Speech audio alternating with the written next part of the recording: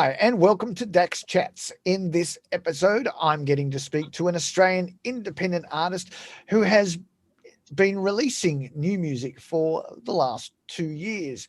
Well, now he's finally bringing out his brand new EP. I'm talking about none other than Aaron Jurd. And today, Dax Chats to Aaron Jurd. And here he is. G'day, buddy. Hey Dax, how you doing, man? I'm doing well. Tell us about what's been happening with you. It's been a long time coming. You got an EP coming out on November 27th. Wow, that's next week.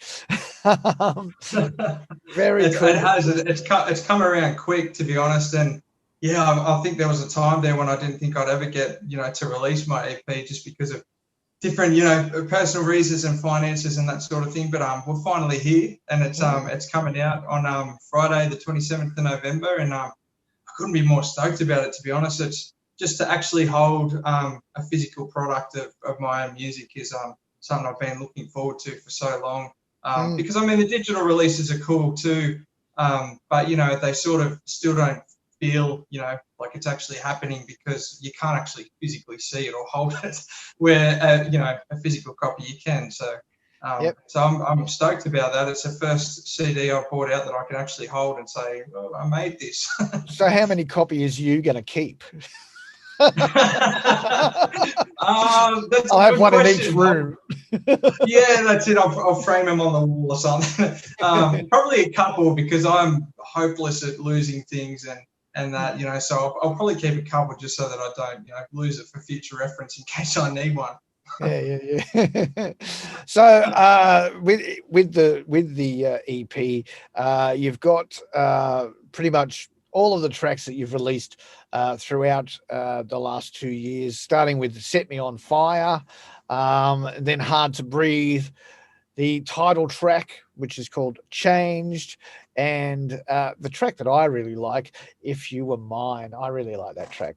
And so they're the 4 singles that you've released over the last 2 years. And now you've got 6-track EP. You're going to do, there's another track that nobody's heard yet. And then there's a stripped back version of one of the songs on the EP. Talk to us about that. Yeah, so I wanted to, I wasn't exactly sure which song I wanted to do a stripped back version of, because I'm one of those people that, if I buy an album or an EP or something that's got an acoustic or a stripped or a piano version of a song, that ends up being like my favorite song, where the emotions brought out in the vocals and that sort of thing. So I wanted to capture that with one of my songs. And when I had a think about it, Set Me on Fire, the first single, the one that sort of started everything for me, I thought that one was the one that resonates the most with people, like at gigs and stuff like that. They come up to me and say what it means to them and how they can relate to it and that sort of thing, which I think is awesome. So I really wanted to capture the emotion behind that song, which, I mean, the single version does too, but this sort of does it on a different scale. It sort of brings it right back, and the vocal is really raw on it, and you can just feel the emotion behind the instrumentation and the vocals itself. So I really wanted to capture that, and my producer that I worked with, Simon Johnson, really helped in that, and we ended up coming up with something that's really, really beautiful. I can't wait for people to hear it and tell me what they think. I believe you've put strings in it.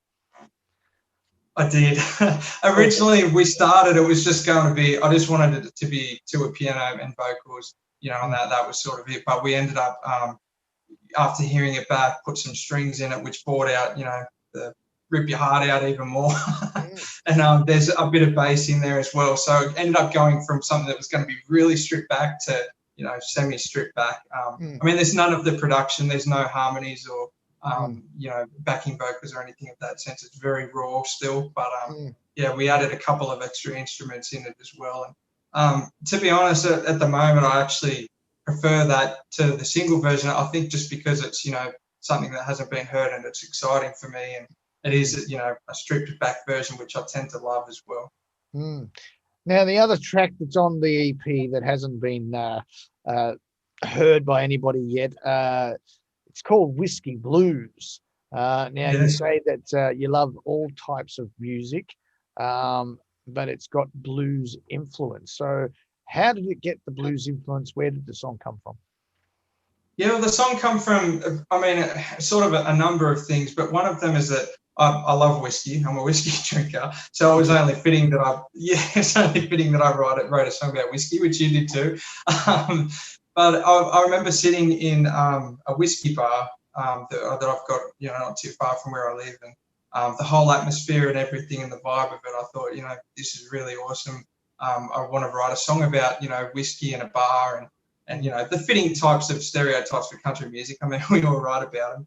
Yep. But that's sort of where the idea of it come up. And the song, just talks about a guy who's a drunk, and he ends up, his girlfriend breaks up with him, and he, the whole world comes crashing down. He's got nothing left but the whiskey to keep him company. So that's sort of like where the song come from. And I wrote it with one of my good friends that I know, Adam.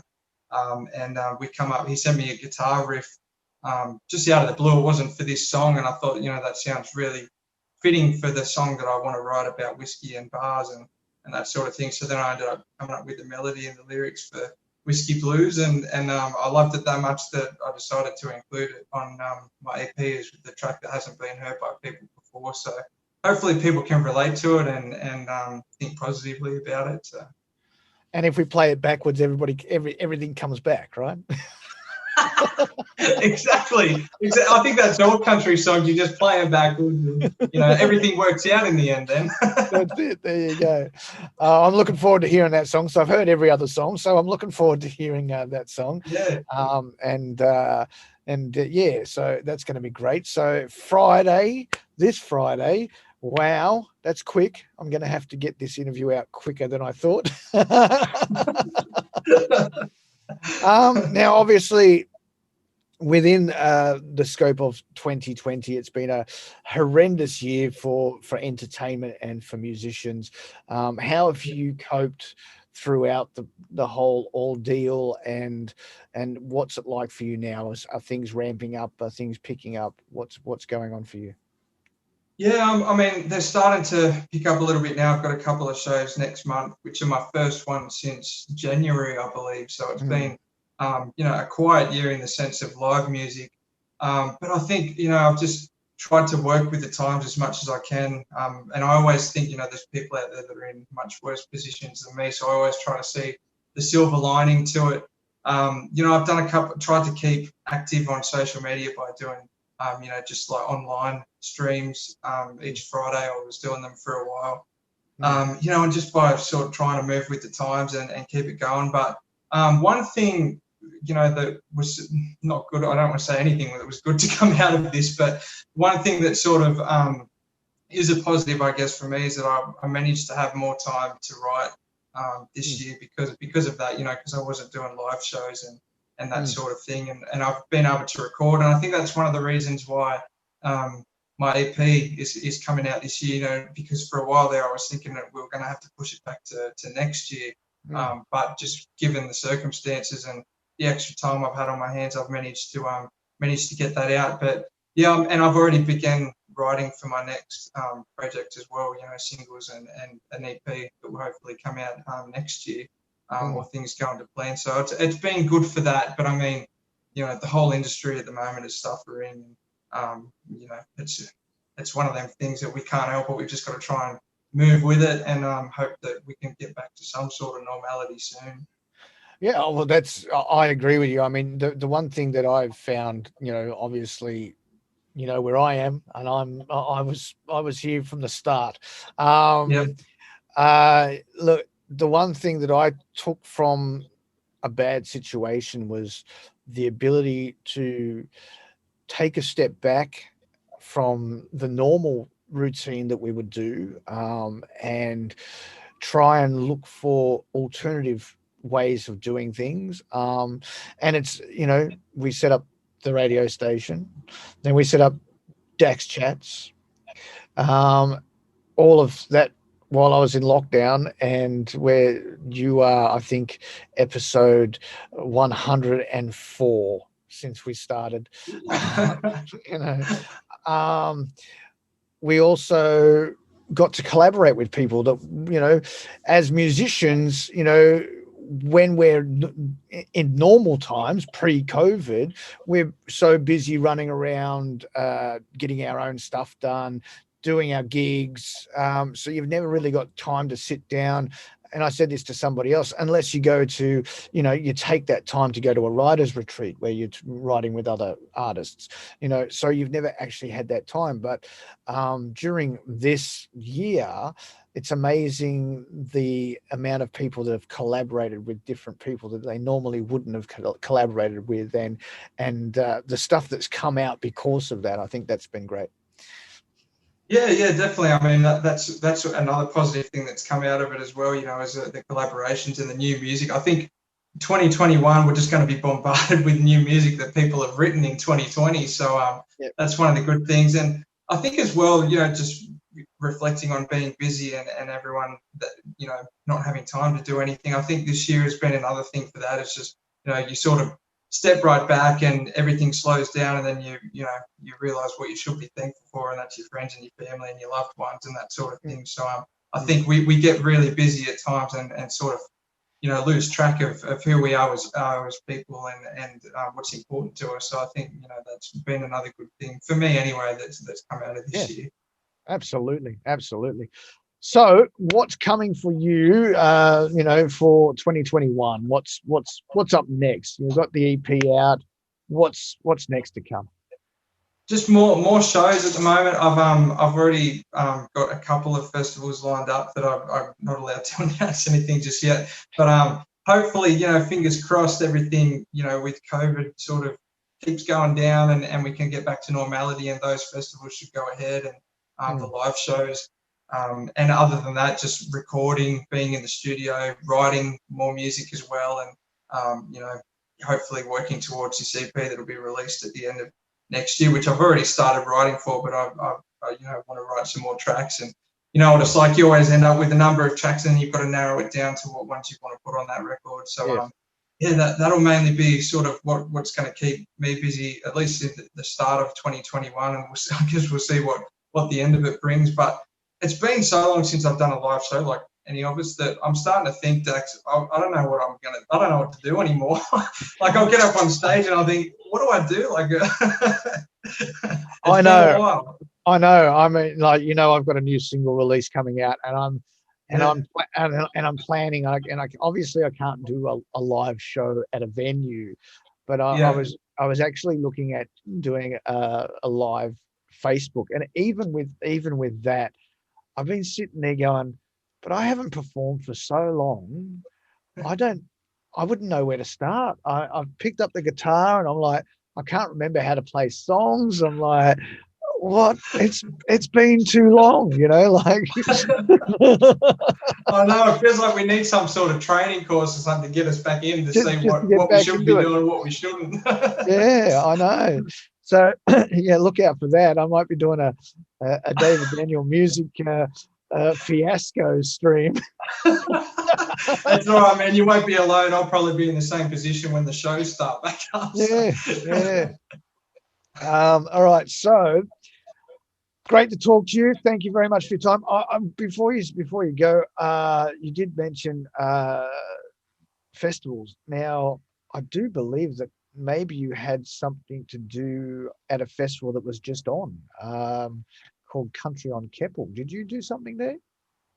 I was meant to. I was actually announced as one of the artists for that in 2020, but just given the border restrictions, they had to close all of the other states, so they just got Queensland-based artists to be part of the festival. So which is fair enough. Well, how come your manager got to go but you couldn't? I mean, that's the thing. It opened up so she could go, but you couldn't do it.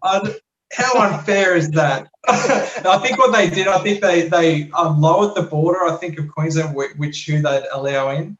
And unfortunately, I missed out on that, and she got to go. So I was a little bit cut about that, but it is what it is. Fair enough. Well, I hope you get back to some sort of normality next year, and I really look forward to listening to the EP on Friday and seeing what's to come for you next year. Thanks so much, Dax. Thanks for having me on, man, and I hope you look after yourself, and we'll chat again soon. We always will, man. No problem. All right, ladies and gentlemen, that was Aaron Jurd. His brand new EP called Changed will be out on Friday, the 27th of November, which is this Friday. So check that out on all your major digital platforms, or go to his Facebook page and see if you can't get a physical copy from him. And but yes, listen to it any way you can. Purchase it. Get onto his store, purchase it, whatever you want to do. Also, you can listen to his previous tracks on the Country Thunder Network. All you have to do is go to our website, which is right up there, countrythundernetwork.com, and hit the Country Thunder Network logo to take you to the player where you can request the songs straight from the player.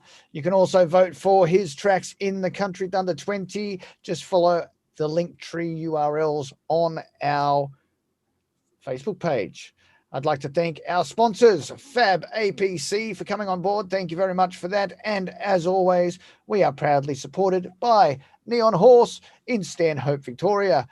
This is DJ Dax. You've been watching Dax Chats. And until next time, bye for now.